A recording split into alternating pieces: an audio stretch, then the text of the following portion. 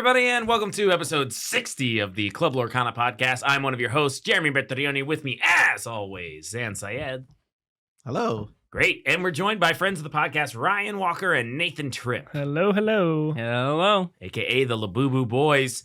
We are coming off of the CCS 25K weekend, also the Inc. Invitational Qualifier weekend. And the big news is that I got top 4 with Blue-Green. Let's go. And more interesting that you and I both were X and 1 after day 1 of the Swiss with the same blue-green list. So there's a little something to that blue-green deck performed really well. I lost once again in the elimination rounds to Thiago Santana, this new Brazilian kid on the block that is kind of one of these new generations of pros that you described, which is just somebody who's putting in maybe 6 times the amount of work as everyone else and just seeing those rewards because it's so possible to do in Lorcana. But first on the podcast, I wanted to talk a little bit about how we arrived at Green Blue, what the metagame basically was. So why don't you start us off on that? The metagame. The metagame was as expected. There was a little bit of sprinkles in there, but let's start off with purple steel, sapphire amethyst, amber steel. Those are the big 3 that we keep talking about, the trifecta. And we saw those convert a lot. Nathan, I think you had the top 8 percentages and results for both the 25K and the Inc. So what did they break down to? Just tell me. All right. For CCS, it was 1 green blue, 2 amber steel, 2 purple steel, and 3 blurple. So pretty diverse. Inc. was not. It was 5 blurple and 3 amber steel. So there you go. The trifecta is live. Amber Steel not quite as dead as people make it out to be. It's still getting copies into this top 8, which is kind of a surprise to a lot of people because they just have counted that deck out entirely. Kind of weird. Not at all. Not at all. Basically, there's a bunch of players who just don't want it to be real, right? Basically, amethyst, sapphire players specifically, they're like these like ragtag, no, not really ragtag, just like a part of like that purest amethyst cult, right? And so they're like, amber steel doesn't exist, it's not real, and they just keep saying that to themselves because they're like, this allows me to play TikTok and second star to the right and all the cards I want to play, exactly, where I ordinarily wouldn't be able to because you can't really play those cards if people are trying to amber steal you. But if I just pretend that they're not, I get to play 4 TikToks and 3 second star to the rights and have a great time. Exactly. So Amber Steel was really well positioned to completely dominate this weekend. The problem that happened in CCS that we saw didn't happen in Inc. And this is the same problem that we saw that was happening in the North America as opposed to EU, which was innovation was happening at different steps in different places. But the innovation was really real because you would see that those decks perform well at tournaments when the NA continental people went to the other continents. So what happened at this tournament is blue-green, which is the deck that we took. Yep. And a bunch of other people. I don't know if you got a final number on how many blue greens there were, but it felt like there were 20 and all of them were doing well. The conversion rate was great. There were 3 in the top 16. Yes. And then you were really close to top 16. I mean, basically 7 and 2, 20th, tiebreakers. Right. So that could have been 4, which is, lost my winning in 20 or 25% of 16. And basically I got paired up against another blue-green player that was really well positioned who beat Jeremy, but then lost to Jeremy in the top 8. Yep, there was a blue-green player 16. who beat you and me, and I decided that I wouldn't stand for it. You can't just beat the whole Club Lorcana podcast. And so we played in the top 16 and I beat him. I was on the draw. I beat him 2-0. I did a really cool thing where I just walked around the whole room. There's like 450 players there. Anybody who I think knows anything about blue-green, I go and I talk to them. I show them the 2 lists. I'm like, what do I do? Because I'm at a loss. I think that, our list. Their list has Hades, Mother Knows Best, just great cards against us that we most importantly bend to my will. Exactly. Great cards against us that we don't necessarily have. So I'm just like trying desperately to figure out how to beat these people. And from like everybody's like, you could do this opinion, I like Frankenstein together this plan that is like kind of a long shot, but might work. And we did. I got there both times against the opponent. It's Dylan Crowley. He's on Inkcasters. Nice enough guy. Mhm. He seems nice. And then he actually came up to me while I was waiting to play my top 4. And he like shook my hand and he was like, hey, man, congrats on the win. He was like, I just wanted good games in our top 8. And I was like, no. We already did our good games match. And you had a good games match against Zan. If we play good games, you win. I needed it to be like a blowout. You know what I mean? I couldn't afford to play a good game against that guy. So it was funny that he was like, I just wish we had good games. I'm like, no, that means you win. I can't do it. Yeah. But yeah, so I mean, blue-green. We can just talk about how we arrived there. I think, fill in the gap between, because some of the listeners are probably listening to the last episode that came out where we had like blue-green in the background a little bit, but we actually just all ended up playing blue-green. So connect the dots on how we got to maybe purple steel, maybe blue-purple, maybe amber steel. We're all playing blue-green. So Thursday, we only have access to Jeremy's playing blue-green. And Jeremy's list doesn't have Donald Duck or You're Welcome. Correct. And so basically, Jeremy comes to me. He's like, I think that this deck is good. I'm like, let me watch you play. And I'm like, this deck is bad. And the primary reason that I gave him that was because it was missing a draw engine. I was like, Jeremy, if you don't do Clarabelle, your deck looks like it does nothing. Yeah. And so on Friday morning, I saw a list on Twitter and I forwarded it to our group chat. And I was like, look, we found the draw engine. Friday work, after work, we're all testing online. And basically what happens is I'm like, I'm losing a whole bunch. Like, what should I do? A big click moment for me is I was playing purple steel. I was really trying to get the perfect purple steel deck together so that we could be happy with our list. I was losing a purple steel mirror and you were watching. It was game 3 and you were like, Jeremy, why are you losing this game? And I was like, what do you want me to say, Zan? I've like made all the good trades. I think all my interactions have been fine. But look on their side of the board. They have 3 docks. Look at my graveyard. I drew 1 dock this game. They have 3 genies. I drew 1 genie. So and then we checked. I was like, they're 8 cards deeper in their deck than me. So, I mean, what do you want me to do? I just can't win that game. Yeah. And you're like, don't you think it's a problem then? Don't you think that's an issue? And I was like, oh my God, I don't want to play purple steel right now. And then I look at you and I say, let's put the list together. Because I was when I sent the list in the morning, I was like, Jeremy, why don't you put it together? So we all are on a call and we're like, let's put the deck together. Yeah. And so we combined your list with the list online and we got this zombified list. And then we never lost. We never lost. And one thing about trading card games that I never like to do is play the deck that in my mind is very tuned towards. So like if I'm playing Blurple and my opponent's playing basically just anything and they play a card that is like intentionally out of their way to be really good against me, I always get turned off on the deck, right? So if I'm playing Blurple in the mirror and they go like second star to the right, TikTok, I'm just like, what am I doing? Because I don't want to do an arms race where we're all just playing these big clunky cards against one another and then we get housed by aggro. But sometimes it's not a choice. This was a meta where we had enough answers in the tank that we could come up with something. Sure. Right. And the thing is, a lot of the times you can't beat like the collective, right? So when you look at Twitter, what you're seeing is people's collective ideas come in like as sprinkles. A lot of times they're not like all the way there. They're like a half-baked cake and you're like, does this half-baked cake have any merit to it? Or is it just like what everybody likes the color combination or something? And it's your responsibility to be like, can I take something from this and make it into a real cake? And yeah, that's essentially what we're looking for. And so we took what was my for fun deck all week because I would be practicing with Blurple or Purple Steel and really trying to figure out what I was going to play. And then like I would do like 10 of those and be like, I just want to now play a couple with the 5/5s. And I would play with the blue-green 5/5s and blue-green high 5. And I would be like, this is so much fun. But I kind of wasn't taking it super seriously because I agreed with you. The deck didn't really draw enough cards. If you didn't shift to Clarabelle, it wasn't that good, et cetera, et cetera. But you know, I gave you the main meat and you figured out how to cook it, basically.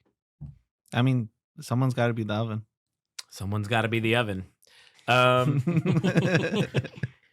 So let's do a little bit of talking about the thing people want to know, I think, is where is the metagame moving forward? Yes. So the part that we last ended at was the Amber Steel part, right? Why did Amber Steel do well in one tournament? Why didn't it do well in this tournament? It's because Blue Green was the deck that countered Amber Steel. What did I play in round one? Amber Steel. Easy matchup. And I just Cannot win absolutely under any dominated. circumstances, it felt like. Exactly. So in our deck, in our tournament, Blue Green basically took out every Amber Steel deck. And in that tournament, the innovation didn't happen, or didn't happen the way that it happened. Like the players weren't there, or like the list wasn't as developed, because we still don't have a streamlined Blue Green deck, right? Obviously, a lot of players came to the conclusion as well, because it was on Twitter. Sailor is a great example. Dylan Crowley, like we said. Who else? I mean, Pandemonium was there, Quickster. Quickster, yes. There was the Tian guy, Tian, I think it's HU. Yeah. He was there. He was on Blue Green. He made top 16 with it. That's Fungus incredible. was there Fungus, yeah. Fungus was there, but he played Blurple day one, hated it, and then played Blue Green. But he was one of the people that made a Twitter post. Yeah. 100%. So it was like, yeah, the Twitter people were doing their brewing, and we just needed to pick out the good stuff from it, and that's why you had the best performance. I had the best performance. You were right there, and you basically just lost to a mirror that had cards that were so good against you that it was disgusting. Yeah, it happens. Whatever. I mean, I Can't guess I win don't them all. mind either. Yeah, he was also my one loss in the Swiss. So there it goes. So that's the metagame moving forward. What next tournament do we have? I think you're flying to China, Beijing. Yes. So two things are two things are happening. I'm going back in time Yeah. when I'm going to China, because I'm going to be playing set 5. Oh, because it's more west. But you're also going Yeah. back in time. Yeah, we're going back in time all sorts of ways. Then what is the next part? Is what's the other tournament? Colorado? Denver. Denver. Denver. Yeah. Yeah, Denver, Colorado. Yes. Which- Which is a CCQ. CCQ. It's a CCQ. Are any of you guys going? No. Nope. Oh, okay. I got no cert to go to Beijing, so I can't go. You should go to anywhere. China. That was easy. You should go to China. Yeah. I ended up in the doghouse going to this tournament this past weekend, so it can't be. you got kicked out of a funeral. Well, it's one of my favorite movies of all time is Clerks, so I've always wanted to be kicked out of a funeral. So Manifesting. manifesting. Your friends won't think it's weird. You made them up. Manifest. You guys don't, right? I was like, I'm gonna get adult friends in my 30s, and then Ryan and Nathan were like, "Hi guys." It's like, I hope they don't think it's weird that I made them with my mind. I hope my friends are cool with that. Nothing you say surprises me anymore, basically. I'm numb to it. I found them, and then I was like, Jeremy, we gotta go hang out with them. I'm manifesting on top of a cliff. I'm like, yoing, yoing, yoing, yoing, yoing. Like inventing. I've created them. I What think. was that? Where were we? Knoxville? Knoxville, where Knoxville's- all good things happen. Basically. That's where he's from. Go Vols. Oh, really? Okay, that makes more sense why you guys were there. Yeah, we were never not going there. And That was my first Oh. road trip. That was my first tournament. Good lord. Wow. How did you two know each other? It was Gubu. I just Gubu. randomly Gubu. started going to their starter deck events. Shout out to Gubu. Woo-hoo. Yeah, we had a cool box tournament on Friday before the Charlie's 25K, and it actually ended up being a 2-box tournament because a ton of people showed up. And that was like getting the word out the day before. So I think next Charlie's, we're gonna make a big tournament night before at Gubu. I don't know what we'll make it, but we'll get word out beforehand so everybody can plan on Yeah. being at Gubu. Maybe we make like a Google form and see if people are interested, or just like leave a comment. Hey, are you interested in a tournament the day before CCS? That Club Lorcana can host. We're down. We're down. Sounds Yeah, good. Let us know. I'm excited that my season is starting off so well. I think I told everybody here at the beginning that like I had a big click at Continentals, and I'm like able to play a lot better now. I get the game. You came on my space and was like, Jeremy, you need to practice. And I was like, ugh, shut up. And you then did the whole Allen Iverson speech. and then I've been practicing, and so now I'm doing well in the events, and it just feels very like, okay, this is going to be a great season for me to try my best and do really well. Isn't it crazy how much practice helps? Yeah, well, I've lost twice to Tiago Santana in the top cut, And he he's prob- practiced more than anybody. He's probably the person in the room that I think has the most games in. So it's Yeah. interesting that he won.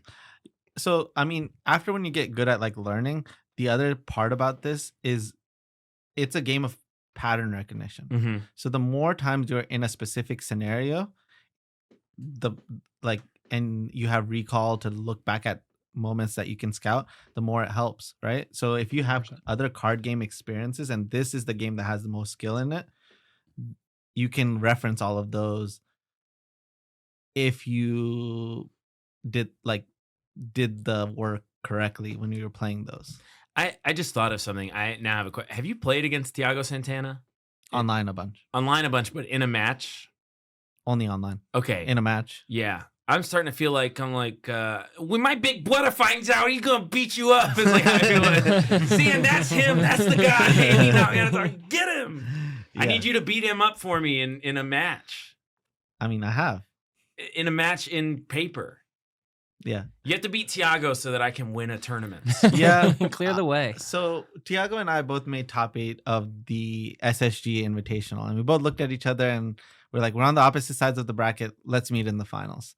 And both of us had some very unlucky moments. But if it was within the cards, we would have met in that finals. I really felt like if both of us got past our round ones, it was Finals lock. I felt like the next 2 matchups were so easy, and it would have been us in the finals. And I think that it will inevitably happen. Yeah. I feel like once you beat him, I can never lose to him again. Transitive property. He's a really great player. I need to watch some more of his matches. But yeah, he's a great player, great dude, and I mean, I look forward to playing him in paper. Yeah, I look forward to you playing him in paper too. I'm gonna be right there like this. Mm-hmm. Yeah. Not so easy now, is it, Thiago? Ain't that about it? To be honest, I thought you were gonna win. I thought you had it. When I stole game 1, I was on the draw. I was like, ooh. I was at game 3, like, you just do your thing. If I had the we both agreed that if I had the Clarabelle in my hand, game 3, I would have won.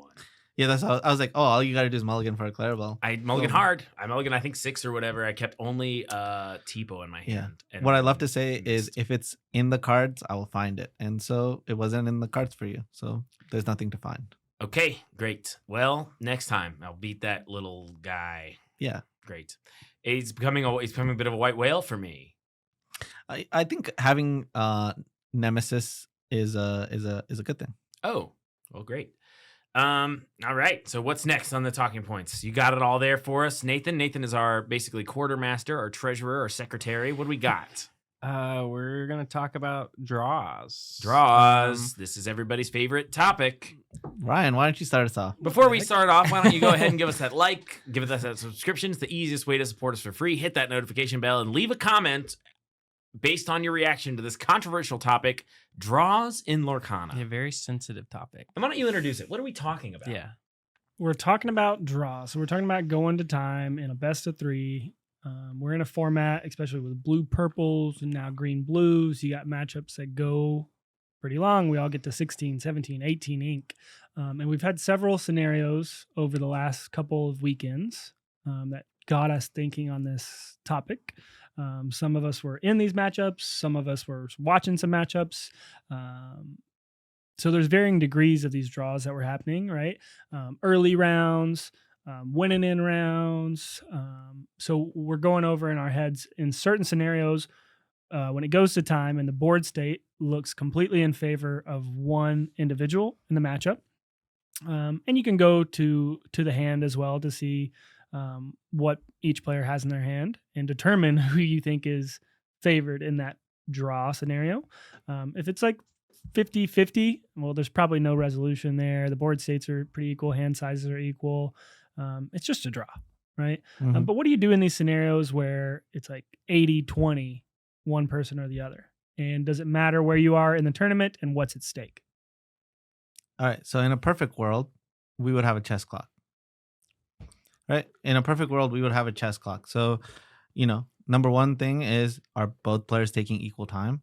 So if we get past round 1, which I don't think I've ever felt like, oh, both players took exactly 25 minutes or 22:50, whatever the clock is for this game, Sure. 55 or 50 minutes, depends on your tournament, right? And so So yeah, it starts with the clock. So now let's say you've gotten past, both players took equal time.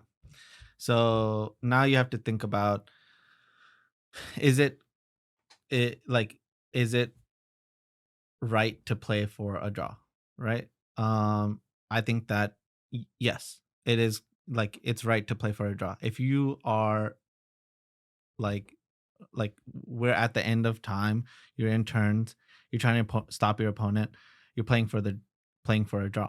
Mhm. And so you're changing everything that you would be doing that would give you a chance at winning that game into just trying to stop your opponent, Mhm. which I think is totally fine. The thing that I think everybody should be thinking about is, does a draw actually help uh help me in the future, right? Like, I don't think that it's wise to just completely burn it to the ground, right? Like, I just think that, if someone is winning the game and you don't get an advantage from the draw, like for example, let's say you're X2 and you end up in a draw situation, and your opponent's gonna win next turn, that, like, why just burn it down? Mhm. Like, I just think that there are things that you can think about. Did I take more time than my opponent? Did my opponent actually earn this win, and that I'm just taking it so I can just give it to someone else further in the ladder that wouldn't have gotten it if I didn't just burn this person's game? So it's an interesting scenario. The thing that I feel like exists but hasn't been talked about is the ego. The ego's part in all of this. Sometimes I think that players are just doing it because they don't want to say they lost to this person, even though that person has clearly demonstrated that they're 100% without a doubt going to win this game. But if they play towards the draw and it affects their tournament, like for example, uh, uh, a position that I saw this past weekend was Ed versus Sailor, two world class players who played against each other. And Sailor was in a winning position, and uh, Sailor was definitely going to win, but Ed was definitely going to lose. But Ed started playing towards the draw, and that match mattered, right? Because Sailor could make top 16, but the draw could make it so that Ed makes top 32 instead of top 64. So in this specific tournament, CCS, they were playing for points. So I get Ed's perspective. He flew all the way out here. He needs to get points so he has a chance at getting qualified for the invitational. And then he'll have a chance to win. So him playing for the draw makes sense. In the moment, I felt like, oh, Sailor deserved to win that. But I thought about it from Ed's perspective, and he's allowed to play for the draw in that perspective, in that scenario. But in that scenario, if Ed did not gain a single thing and he just canceled both people out, I was in one of the spots where I could potentially get top 16. And Ed choosing to draw was in my benefit because it takes out two people of the equation, because they were both going to be 6-1 instead of my record, which is 7-2. So I'm personally like, oh, this is good for my tournament, but I'm thinking about it from the perspective of what's good for the game. And I think that I just want people to be aware of, don't just do it because, like, because it's free to do it. I really don't think it's free to do it. I think it's a mean thing to do, especially if your opponent was nice and they took less time than you. I was in a similar situation at the SSG. So I was undefeated. I was playing, and I got the only pair down of all the undefeateds, and I was paired against CJ from Alpha Wolf Gaming. I think that's what it's called. It's John Williams's jersey that he wears, his team. I think CJ took a lot more time than me, but I took some time. I was playing Blurple. He was playing Blue Steel with Vincenzo. That's like how I identify that deck. We are in. So I got the pair down. So I'm XO and he's X1, right? Clean. We go to time. It's he's turn 5 and he's passing. And if he just passes, he's dead. Right. He's passing with dead on board. And at the time, I was like, seriously, you're gonna like make it a draw? I got like pretty heated. Which I think is like totally fine to do, but that's like a different conversation. I was like, seriously, you're gonna do a draw? And he was like, yeah, I'm gonna do a draw. And I was like upset at the time, but what I really failed to realize was he takes the draw, he can win out and make top 8. He takes the loss, his tournament's over. So he just like in his mind couldn't afford to do it.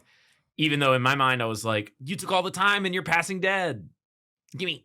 So that brings up another topic, which is slow play, right? So we have to like, it's our jobs to make sure that our opponent didn't actually slow play, right? It's If tough. they took the draw and slow played, that is cheating.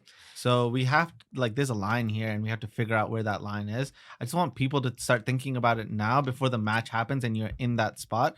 Because if you play card games long enough, you will be in that spot and you should know what you want to do.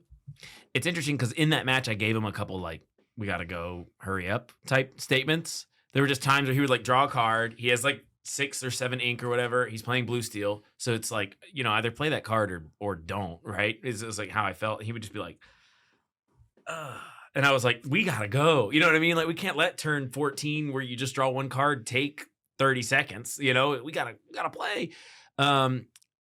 So I would be like, hurry up. And I think after like maybe the second time where you tell somebody like, you got to go in a spot like that, it might be time. Call a judge.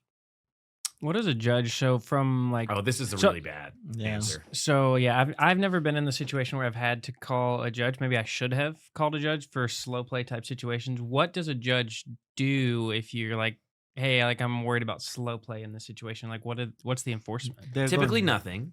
No, they're going to sit down and watch the pace of play. And if your opponent is taking longer than what they think is the appropriate amount of time, they will say, hey, I need you to make a play. And that's usually how it goes. But a lot of times, it's one of the hardest things to catch. Because let's say you call the judge after your opponent has already ate 5 to 7 minutes. That's more than enough time for them to put you in a tough spot. And I mean, this is just, I feel like it's a me problem where I think that a lot of players who are playing against me, they're like, oh, I'm playing against Zan, and they slow down a lot. And like, I completely like respect that. But at the same time, I'm like, you're putting me in a peculiar spot. There were multiple times in my tournament where I had to be like, hey, I need you to make a play. And I knew that my opponent had already taken 10 minutes. And the only like it was such a tough spot because if I didn't win those matches 2-0, we would have gotten a draw for sure. And I just had to be like, oh, I'm gonna beat this person no matter what, that I didn't call the judge, right? And that I had to make like a separate just me assessment, and that sucks. And because I don't want to just call the judge every single time, because then I just feel like I'm in a peculiar position.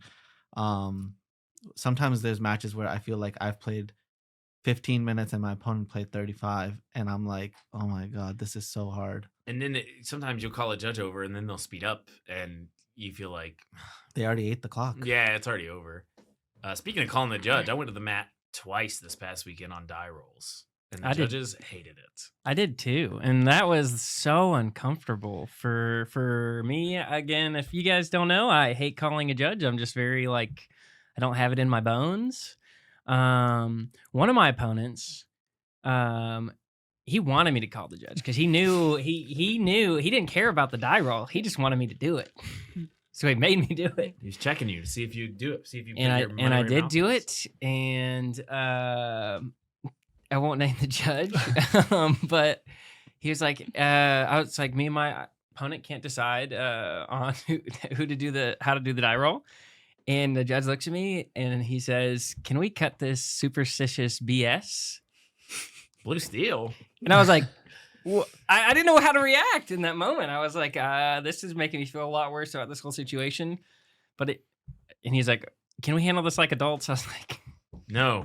we already have we wouldn't have called you if we could handle this like adults. We're handling this like children. And my opponent's just like cracking up laughing at this whole situation, which is funny. But he ends up doing odd even, and I lose, of course, which is fine.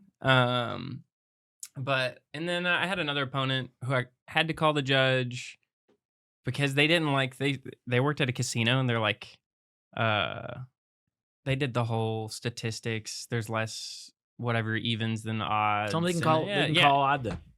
Yeah, I know. So then then the judge walks up and he's like, "We'll just do. I'm okay with one dice since it's not weighted." I'm like, "Okay, I think we've resolved it. Thank you." And then the judge walked away. So yeah, judge calls. I did 2 on dice rolls. The judges were not all the way great about it. I feel like they came to the table like pretty confused about why all this was happening. And I was like, dude, I mean, just figure out which one of us is going first. I don't care. And then the judge would do it. I won both my judge initiated die rolls. Do you have any similar stories about calling a judge on a die roll this weekend? Yeah. You had a weird situation. Yeah, it only happened once, and it was very uncomfortable. And yeah, the die roll ended up being my one loss in Swiss, and it felt so bad. Okay, so basically, obviously, I initiated by saying, "Hey, we should do even or odd, prevents any shenanigans of cheating." And my opponent goes, "No."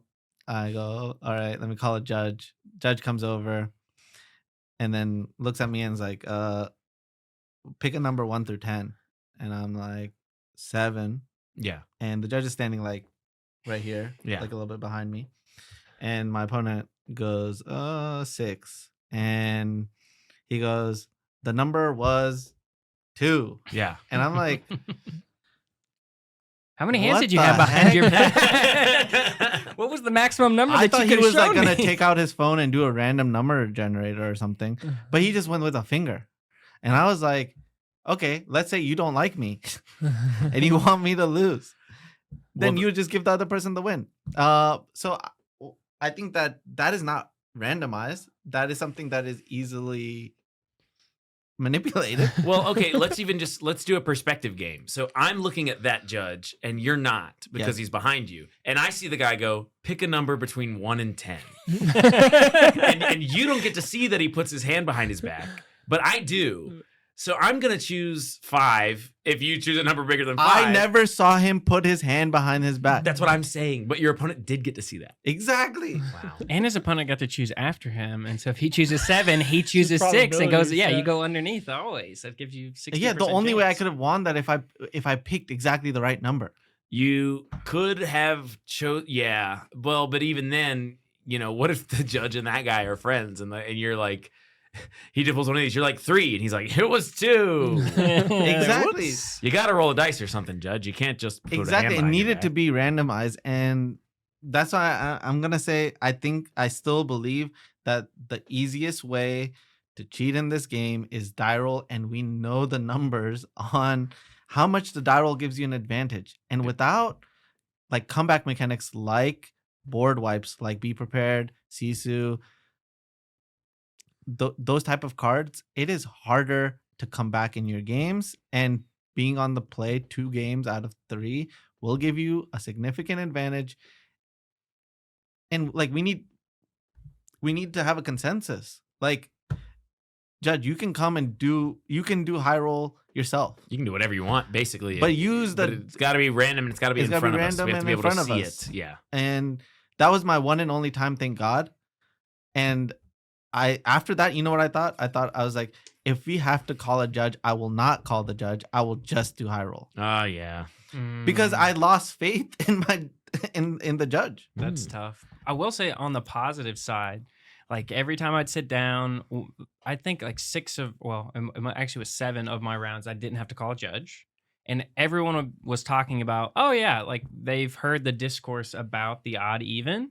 So it feels like it's starting to permeate out. And people are like, oh yeah, that's fine. We'll do odd even. Yeah. There's like a lot less resistance. They'll say high roll and I'll say, do you prefer odd or we do odd even? And they'll be like, oh yeah, sure, that's fine.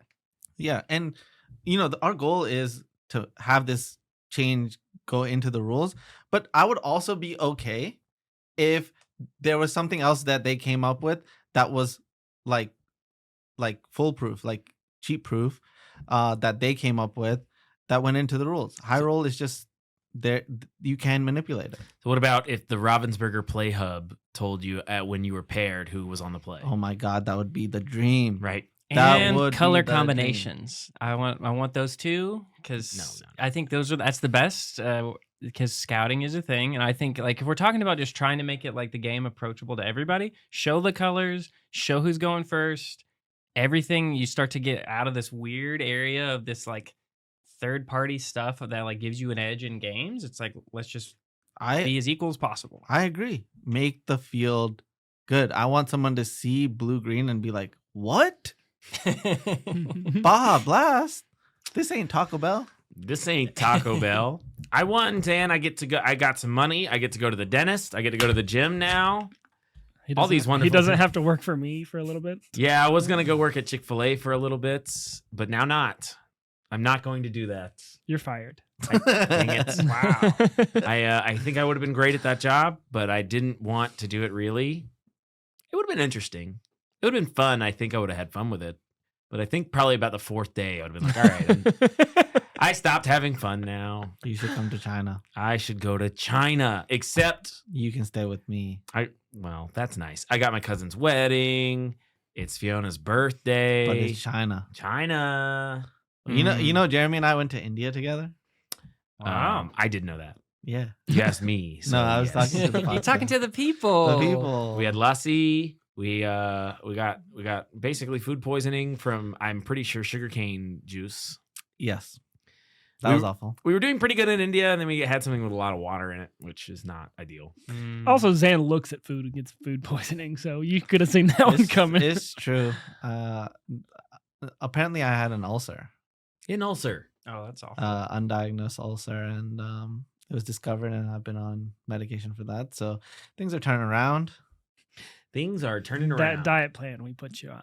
You're really sticking to it. I'll take whatever this guy's got. This He's guy probably looks it's great. probably full of chicken.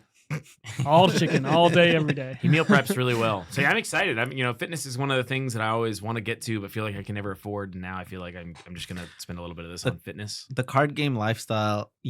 I think the first good player who conquers their diet and the game like together simultaneously will be the best of all time. Let's talk about our reception at the tournament, because I think for Ryan and Nathan, this was the first time people were coming up to them. Big fan of the podcast. People were stopping me. I really love your content. We got a gift from Hummingbird Designs. Yes.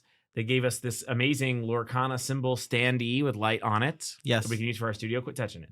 And We're going to be linking their Instagram below so you can go check out their pack openings.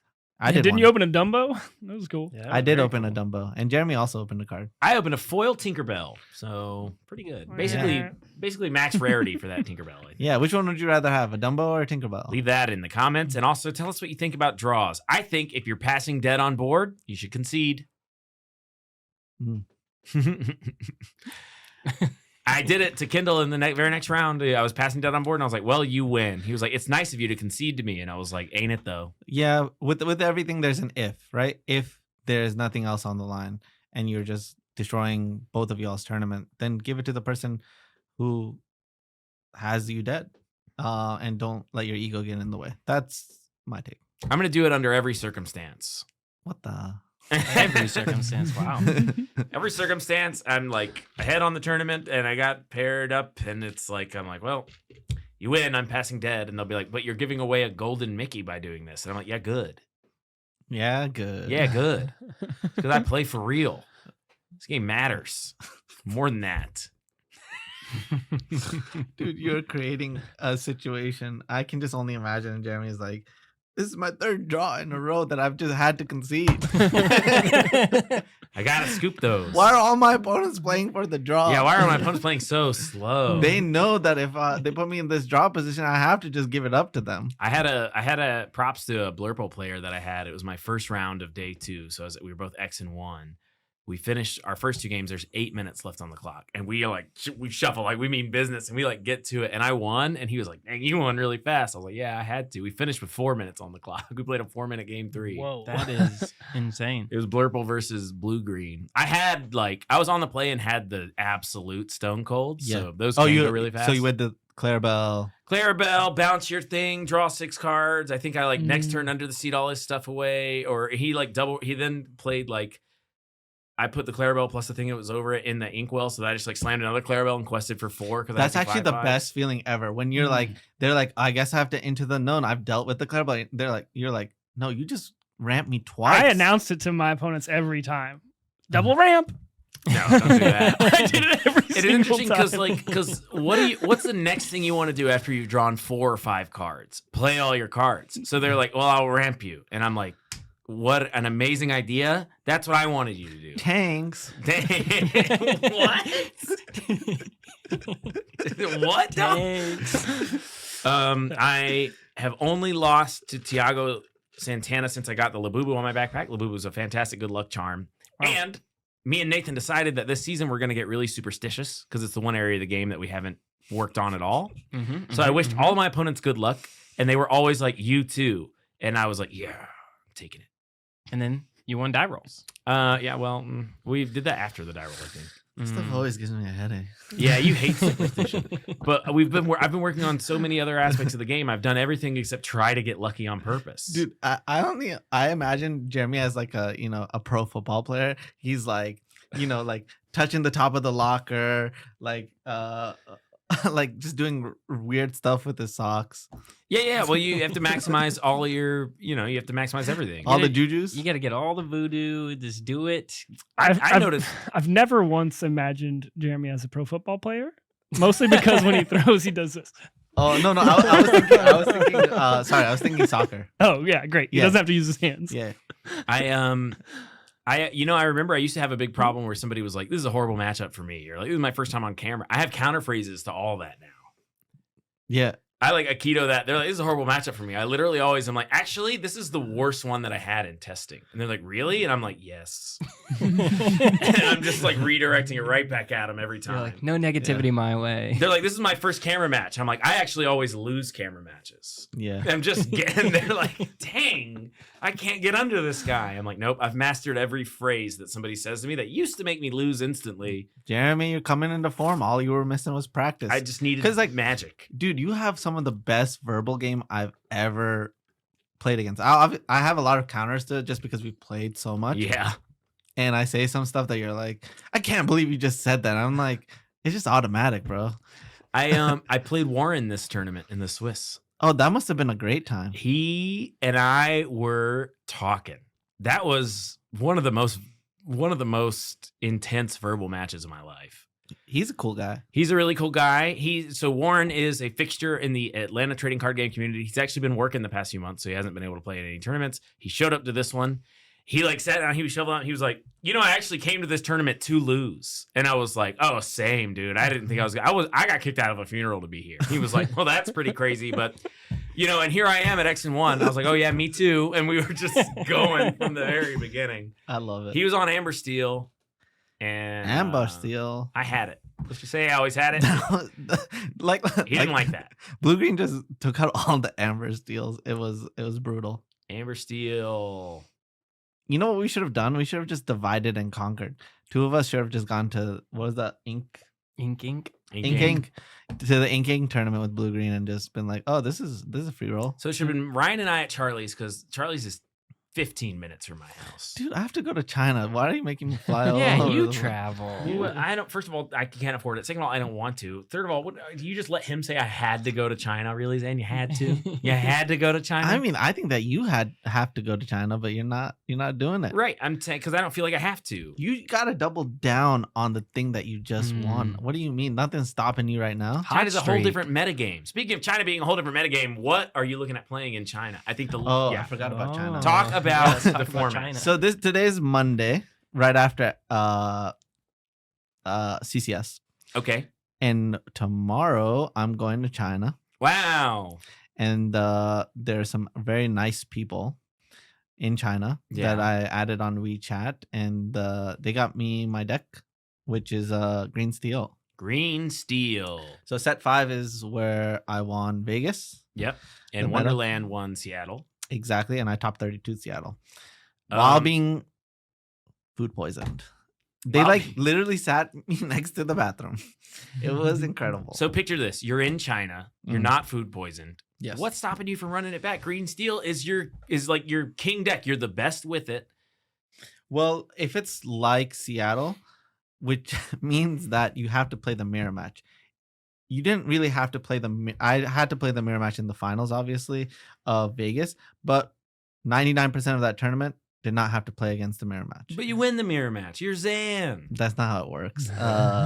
There's a luck element. My opponent, Chris Louis, could have easily beaten me in the finals. I played Chris earlier in the tournament, and exactly the same situation. He just got the best of that mirror. Exactly. And I mean, if you look at my game 1 against them, like I was like, if there was a meter, it was like 99.999% dead, and it was just perfect draws and not giving up. Yeah, but just do that again in China. I mean, it's So what do you think your other options are? If you're not playing green steel, what are you playing? You could play ruby, amethyst, classic rabbit, bounce rabbit. Don't play anything against green steel until you be prepared. Yeah, I don't think ruby amethyst is a bad choice. Basically, I've been like studying WeChat Lorcana decks. Basically, they have like all the set championship deck lists, and that really influences their meta because like it's like ingrained into like WeChat essentially. And so when you go look at decks, you're gonna see those decks first. So I'm like thinking, okay, what am I seeing? I'm seeing Sapphire Ruby, I'm seeing Amber Steel, and I'm seeing Green Steel, but I'm not seeing Ruby Amethyst. And I would say Sapphire Ruby is probably 30 to 35%. Mm-hmm. So if I played Ruby Amethyst, I think that I could build a version that beats Amber Steel and Sapphire Ruby, but not Green Steel.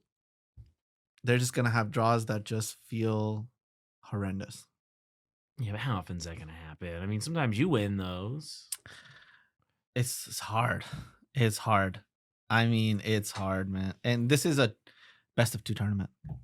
Ugh. We're going back to best of 2. It's truly going back in time. I hate that. Oh my God. I don't even want to talk to you about this anymore. I don't want to Well, think about it. Green Steel, the thing about it is shift Diablo, put it on the Cove, can flip any play draw. You beat everybody if you have the Cove. It's Exodia, if you know what Yu-Gi-Oh is. We have so many people that comment, they're like, I never played Magic. And I'm like, the thing that we talked about was like, if a guy has haste, it's better. Like, you can figure it out. You know what I mean? Jeremy people are taking like, I never played shots. Yu-Gi-Oh! I don't know what Exodia does. And I'm like, well, it's like a combo that you win the game when you get it. And they're like, yeah, but I just play Lorcana. How am I supposed to know about that? Yeah, Exodia is UN. So I think time dispersed metas are really interesting because you have something like in the game Cookie Run, we are a bunch of years, or we're like basically a year behind Korea. So Mono Red was like the deck to beat in set 1 and 2, but in the United States, because that is so known, the green decks are really built to beat it, and green decks are doing a lot better in the United States than red decks did in Korea. So sometimes you can make a flawed assumption if you think that just because this was a metagame that already happened somewhere else, it's going to be the exact same. Sometimes the extension in time that metagame has existed like makes somebody brew a new deck that beats it. And for the meta to be so known, it's really easy to tackle it. I agree with that, but I also disagree with it. Yeah. I'm going to explain why I disagree with it. Because it goes back to just gaming. Like, regions have like gaming trends. And so you have to go back to this game called StarCraft. StarCraft is what is the name of the game? RTS. RTS, yes, real-time strategy. Sorry. So it's a real-time strategy game, and the US or NA has always been weak to the Asian regions, and the Asian regions, I mean, it's their game. It's not their game, but they always played aggressive strategies. So Asian regions have always been known to play aggressive strategies in every game. And we saw that in Magic as well. They were pretty dominant with a bunch of aggressive strategies, and you also see that in League of Legends. So like it kept happening over and over. It's just like a cycle. New game, same strategy. And that region does the same thing over and over again. So what you described in Cookie Run is you said that we are the control and they are the aggro. So that is like 100% true. So in our situation, they're playing Ruby Sapphire, which is opposite Yeah. of what I would believe that region would be playing if they were just playing like they usually do. That means that they are actually following some other source, and I would say it's probably like a combination of all the Ruby Sapphire players slash DKP. But when I used to play Ruby Sapphire, I would beat everyone who was on green steel ever. ... Except for my opponent Syed, because you would run me out of cards or hold 3 or 4 cards in your hand, present lethal, and I would wrath the board and you would play like 3 more guys. I'm just saying that like you were correct at that format, and you were correct in the specific spot of Ruby Sapphire versus green steel. Yeah. Just run it back and get your win. Yeah. No, I definitely agree. Green steel at that moment in time, best deck. Right? Like then the next tournament is not exactly true. You could build a Ruby Sapphire and play it in a certain way that beats that version. And also Ruby Sapphire, because Hideaway got printed in set 5, means that it is now a super skill intensive matchup. And I'm really good at Ruby Sapphire. Nathan can tell you about that. Nathan, tell me about that. We played. It is interesting. We're like leapfrogging, right? It's like, because when you first thought about this tournament on the face, you're like, oh, it's Las Vegas. Zan crushed Las Vegas. It's great, free. It's not actually Las Vegas. Seattle. It's more like Seattle.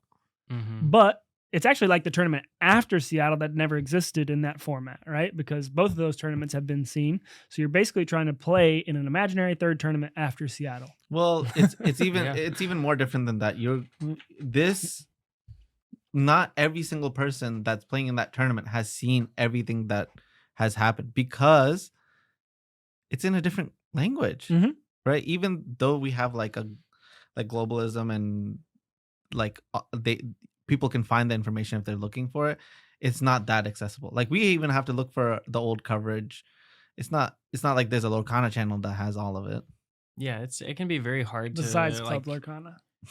Well, it's hard to decipher, right? It's like, even as we may look at the stuff in Chinese, it's like as you're trying to find the different results from events, like it's hard looking that direction. It's the same in the reverse, looking at our direction. And but like you playing Ruby Sapphire, like I think it's similar to green steel. Ruby Sapphire's got like a ton of micro decisions. Like you're making so many, and when we would be playing like the mirror, like I feel like you're cracked in the mirror, right? Is in each little decision you make in the mirror. I personally hate the mirror. And that was my my tournament in Vegas. I got it like 7 of 9 rounds, and I was like, I really wish I played green steel to everybody else. But then Seattle looked very different in terms of the meta share. So I guess you just have to ask yourself, do you want to play the mirror a bunch and then beat the green steels you get? Or do you want to play green steel and try to beat if they're teched out for the... Have you already made that decision? I guess No. Well, question? the deck that my friends in China were able to put together was the green steel deck. I just sent them green steel deck similar to what I played in Seattle. And so I've been thinking about maybe there's another option. So there's some tech that has been innovated since then. A great example is Brooms, right? The Brooms deck ended up being a good deck, right? The problem with the Brooms deck is with set 5, what are you missing? You're missing 1-drop Diablo, you're missing Cobra, and then you're missing Genie. So those are the 3 cards that you're missing. But what matchups do you need Cobra in? It's primarily the blue-red matchup. But Genie is not good in the blue-red matchup, right? So I could play Rabbits instead. And then instead of Diablos, I could and the other card, I could play like Libraries, Happies, and the other card, Dorvanman. And what that would do is give me an advantage against green steel, because I have an evasive Broom, I have Happy, and I have Dorvanman. That gives me an advantage against blue red because I have a bunch of locations. Library is like killer against them. If you think about Ed's tournament at Continentals, he was playing a 4 library version, and that was really destructive with the help of like Chernabog's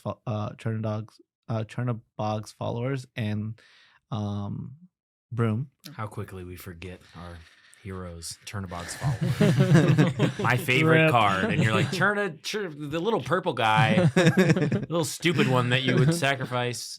I always never exerted it if I was going to sacrifice it. I would just be like, I'm gaining a lore and drawing a card. Yeah. And so many people will turn it sideways and then put it in the graveyard. I was like, you don't have to do that because you're just throwing it away. It's like a fetch land in Magic. So I always loved the idea of a secret deck. I always love the idea of that we announced on a podcast. This is come out on Monday. Yeah, for This sure. will come out after. It'll be After interesting China. to see. Whoa. No, we should do it tomorrow.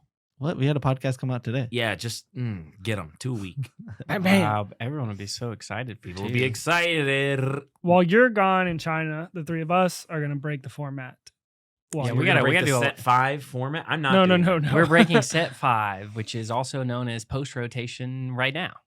Cool. But what do you Huh? guys think about my Purple steel. purple steel? You have Pete's, right? Yes. 100%. That's interesting. I'd like to put it together and see it. I like that deck a lot. It's basically the Brooms deck without Cobras, Genies. The Cobra's And Diablo. really, really important. Yeah, it lets you close out. But and you said that it's We weak still have into. Yeah, we still have goats. That's true. the Goats weak. and cobras are synonymous. You said your toughest matchup will be blue red. Is that what you said? No, I think that I'm building a version that's good against blue red. Yeah, I think a purple aggressive deck is good against blue red, especially if you're playing the library. The and Gift library for Bell. helps a lot. Yeah, so basically I don't have Genie, right? No. So if I don't have Genie, I play Rabbits. And rabbit at least draws you. And I in still play and dogs. out. Yeah, we have Okay. Doc. That was my next question. So it's was Doc, Rabbit, and then everything else is like pretty much exactly the same as the other deck. I do think Mhm. Cobra kind of broke Doc as well, though, right? Because when we had 2 Docs in our hand, we could pitch it with Cobra. I mean, I just think that cracked Doc in half. Do you guys know what the secret deck of what do you call it? Vegas was? Besides green steel. Yellow green Mm, discard. No. Yeah, it was kind of a coming out party for that. It deck. was a deck that we were like, oh, this might be the next thing. Blurple. Red steel. I said red steel. Dang it. I did not guess Okay. that one. I do remember some conversations. Yeah, I on think that, it top 32'd a red steel list that was playing Dwarven Mine. It was like Doc, Dwarven Mine. Yep. And it played the 5-drop Jim Hawkins. It was like a location deck. Mm, Exactly. real was tricky. Was that deck good? No, but it had a very innovative idea. I Right? don't think that you should take a risk on red steel on your Chinese deals. That's not what I'm saying. What I'm saying is that the Doc package was so good in that tournament. that it was carrying a red steel deck. Exactly. But Mm. later on, that tech was applied to what? The very next set, 6 Diggy Hole. Diggy, diggy, diggy. Oh, I almost said that. Right? So I could play Purple Steel, which also could do the same thing, right? Which would be a combination of Brooms / what I played at Worlds, which was I like it a lot. Sounds That's- nice. that's the thought process. And I'm like saying my best matchups: Green Steel, Amber Steel, and the only matchup I need to test is the Blue Red matchup. But I feel like on paper, it's a great matchup. Yeah, if you I feel- think your blue red might be better than your amber steel. The Amber Steel is Amber's really, still really swingy good. based on the Pete's. I like have, always. but I have so many draws towards the Pete's, and also the Dwarven Mine is the key. Are you Kill running, all your Cindy's. Are you running the bounce package for your? Yes. So we're going to be doing the repeating, which is like Yeah, we know that's like we the have best plenty of bounce. 12 Pete's. Thing. Yeah, it's What pretty about important. Diablo? Seems like Diablo could eat your lunch. You're playing Babu?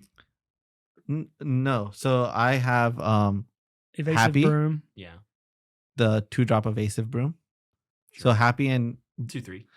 both are evasive, I understand. and then Dwarven Mine, which eats. It's mostly Cove, right? That we're Yeah. worried about Cove is like the coming No, down Cove to- is not a problem because you have crabs, foxes and crabs and Yeah. foxes. Yeah, Cove is- So if yeah, I you just do- go- You're selling me on it. All I have to do is go Happy, and they're like, "Oh, nah, I need to shift and sing this Let the Storm Rage on," and then you're like, "Okay, 2-3 broom," and then you're like, "Okay, attack the 2/3 into your cove, play a fox, get rid of your cove. Yeah. You know what I mean? Like, and I'm talking about a scenario that they were on the play. We gonna talk about the play. Yeah, and if they can't exert their Diablo to get cards, or your broom eats it. So that sounds good. Right? Like, so I know that I would be beating green steel for free. As a person that played so much green steel, if I knew that my opponent had a 1-drop and a 2-drop evasive guy and Dwarven Mine, I'm like, well, not gonna draw cards with that thing. And Peter Pan. And go. I'm not gonna play Peter Pan. We don't have an evasive package. True. Like, obviously I do On your have the turn. 1-drop and the 2-drop, but I don't want to increase uninkables, right? Like, basically the point of this deck is going to be that I play rabbits and docks and I'm able to ink basically everything else.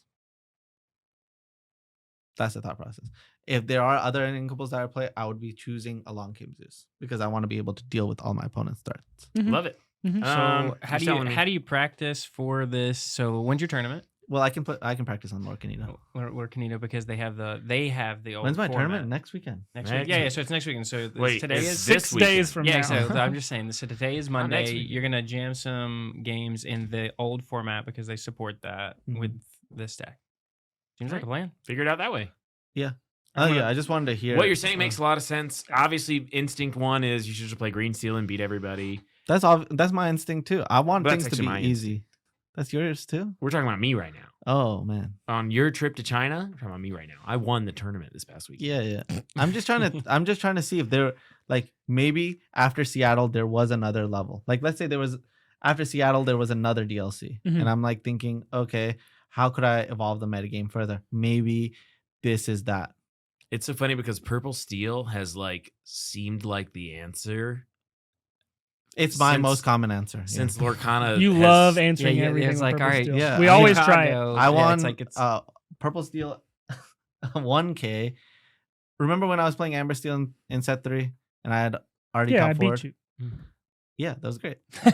But in set 3, basically I was playing Amber Steel, and then basically our whole meta became Amber We Steel. beat Mhm. So then I was like, okay, we have a 1K tomorrow, and I just got destroyed on Saturday because everybody was just playing. We were all just playing mirror matches, and I was like, I can't like beat the deck with against my own deck. I need to come up with a new strat, and so I played Purple Steel the next day, and I played against a bunch of Amber Steel, and I just repeated them. No, Pete was not out. What did I do? I played Rabbit. Oh, Robin Hood. Yeah. I went Robin Hood Shift and 6-drop Yzma. that was sick. Today might be the day that we find out that Lorcana follows biological history. Everything evolves into crabs. All right, and that's going to be the podcast. Thanks so much for listening. I've been one of your hosts, Jeremy Bertrioni. You can find me on Twitter at MoxJeremy. I do a space every week, Mondays from 7 to 9. Super lit this past week because I won a big tournament. Zam, where can they find you? You're already here. Wow, Zam's YouTube channel. And what do we got? Friends of the podcast, Ryan? You can find me on Twitter, ATL Ryan Walked. And then you can also find me on Twitter at Nathan Tripp. All right, thanks so much, everybody. Bye.